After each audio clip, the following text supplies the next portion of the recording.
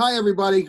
We've got a special treat for you this evening here online as a preview to tomorrow night's First Fridays, where we're all going to be springing into action and enjoying a performance from Whitehorse live from their couch to ours, our individual couches, that is. Luke and Melissa, welcome to Goshen and the world. Thank you. Thank you. I wish we were actually in Goshen, but this is, it's nice to feel this close. Yeah, we, as you know, we do First Fridays every month. On the first Friday, it's our downtown block party. Well, tomorrow night, Friday night at 7 o'clock, you're going to be part of it, albeit from a distance. But you probably remember when it was Luke Doucette and Melissa McClellan pre-Whitehorse, when you did a First Fridays for us back in June of, I think, 2010. Long time ago. Yeah. I think we were actually just kind of experimenting as, as a duo at that point. We were trying to see if our songs together would actually work. But that was such a fun day. It was. And in fact, it was one of the things that spurred us as First Fridays Entertainment Committee, trying to think of some performers that have history going back long enough that we could do this special, experiment with. And you were the first ones that came to mind, because not only have you done First Fridays, but you've come back and performed several times at Ignition Music Garage, and of course at the radio station where I have my day job. We've been playing your music for over a decade, so it worked out really well on our end when you said yes, let's do it.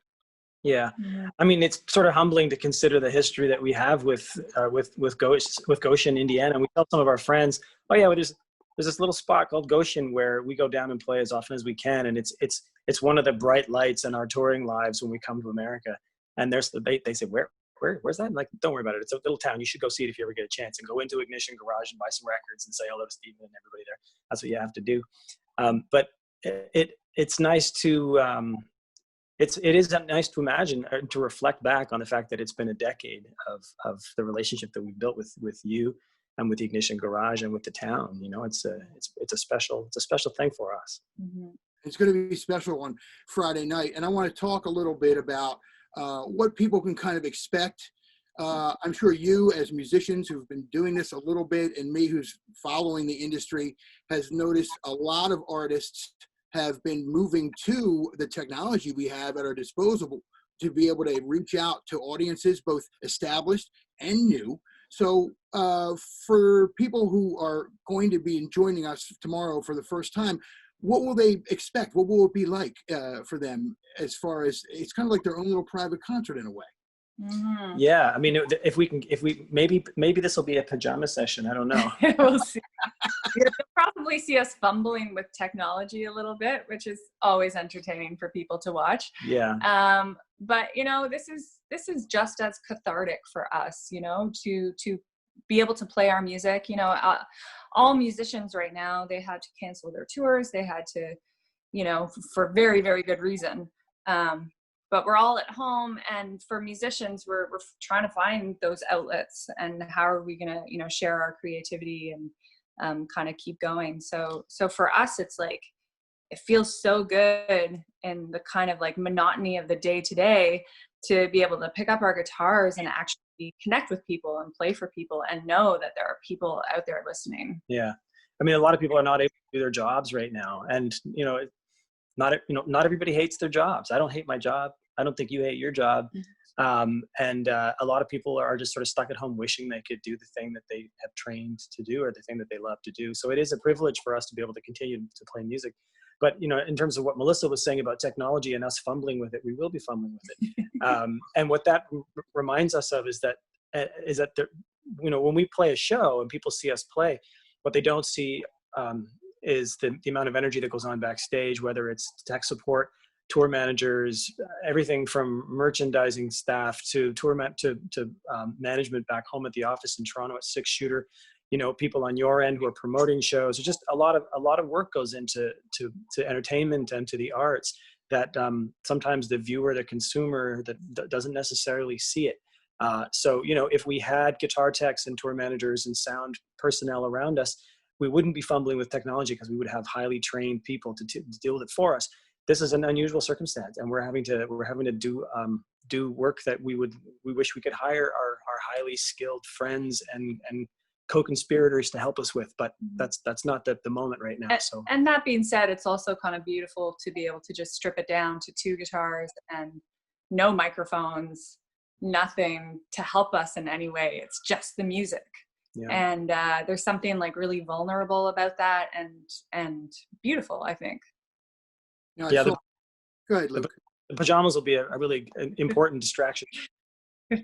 I saw an interview, and I honestly don't remember what musician it was, but they talked about with this new style of performance, it really shows you who has practiced and who knows how to play the instruments as they were intended, because there aren't a lot of those quote unquote helps that you might have if you were a touring musician, had your touring band and all of your support staff. Right now, it's you and your tool, and it really shows who can do it and maybe who can't do it as well as maybe we thought they could. Well, you know, the irony of that observation, and I think you're bang on with that. The irony is that the technology that we're going to be fumbling with in order to bring the show to you is similar technology that has enabled musicians not to learn their craft to some degree, right? Because if faced with a choice, well, I can master a little bit of software in 2 weeks and I can sound like a DJ, or I can spend 4 years in college or just practicing, learning how to play the piano or the trumpet or the drums or the guitar. You know, well, I don't blame people for thinking, well, you know, 2 weeks of playing with my laptop sounds like a more fun than 5 years. And then I understand why people have gravitated towards technology with music, but you're right. This situation kind of puts the focus back on, well, you know, we're not able to hide behind a lot of bells and whistles right now. It's like, but it's going to have to be what it's going to be with whatever happens to be laying around the living room, which in our case is a bunch of guitars, which is pretty nice. We are talking with Melissa McClelland and Luke Doucette. They are White Horse. They're going to be performing as part of Goshen's First Fridays for April, and that'll be tomorrow night, April the 3rd, 7 o'clock. So you want to go to either the City on the Go website or the Facebook page for First Fridays to catch the performance. It's also a fundraiser for our downtown businesses where folks can buy gift certificates to help support a lot of these local businesses who've been basically shuttered because of a lot of the distancing measures that have been put in place here in Goshen. And I'm sure in Canada and Toronto, you guys are experiencing a lot of the same thing. Yeah, we really have. Yeah, we take the occasional walk around our neighborhood, and you know, everything's shut down. There are new businesses that had opened just months ago that, you know, had to close their doors, and you know, they'll be able to survive this. Yeah, it's obviously a tough time economically and financially, but you know, we're all doing this for a good reason, to protect our healthcare workers and the people around us, the vulnerable people around us. But yeah, the aftermath is going to be pretty heavy. So we're all in this together, and we're all here to support each other in any way and do our part. But we're definitely, we're feeling for our community and for your community and all the small communities out there that thrive on local businesses. I think it's also an interesting experiment, an interesting psychological and social experiment that we're conducting on ourselves, maybe an unprecedented one. And in 6 months or a year or 2 years, when the dust is completely settled, we'll look back and go, wow, what did we just do? And, you know, I think that the time we're taking to reflect a bit and to approach life from a sort of different perspective, you know, it's going to be hard. People are paying a toll personally and financially. But I think we're going to learn a lot, and hopefully, you know, there will be fewer casualties than the worst case scenario, you know, and hopefully we'll look back on this in a few years and go, wow, we all just did a thing together. And, you know, when individuals are suffering, or if you're having a hard time in your life, like I think about times in my life when I haven't been at my best, and it's not a great feeling to feel like you're losing control, and like you're like, am I being a good father? Am I being a good husband? Am I caring for my community or for my family properly? You kind of feel like a loser. It's like, this isn't working out. I'm supposed to be really good at this thing called life. maybe the silver lining here for all of us or for people listening is that we are all in this together. And this is not like if people are having a hard time, it's not a reflection on your inability to take care of your responsibilities. Like nobody saw this coming.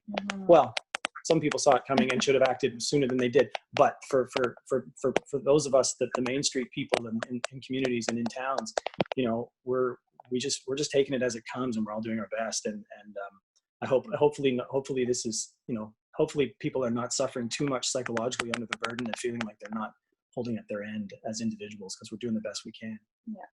Those are some wise words, and I think ones that we can take to heart and realize that we are all in this together, and there are certain things out of our control, and the things that are in our control, we need to do the best to handle them. And one of those things is tomorrow night. That's kind of in our control. Yes. Luke and Melissa, thanks so much for this quick little chat. I look forward to tomorrow night, 7 o'clock. You are our headliners for April 1st Fridays, almost 10 years to the day. All right, 9 years and 10 months, but who's counting? I am. It'll be great to see you. It's Spring into Action, a fundraiser for our local businesses where people can purchase gift certificates to help them. 10% of those proceeds will go to local nonprofits as well. And we'll have an opportunity to support you through music. And we are very grateful and look forward to it. Thank you, Jason. So do we. Thank you so much. All right, tomorrow night at 7. All right. See you there. See you out there.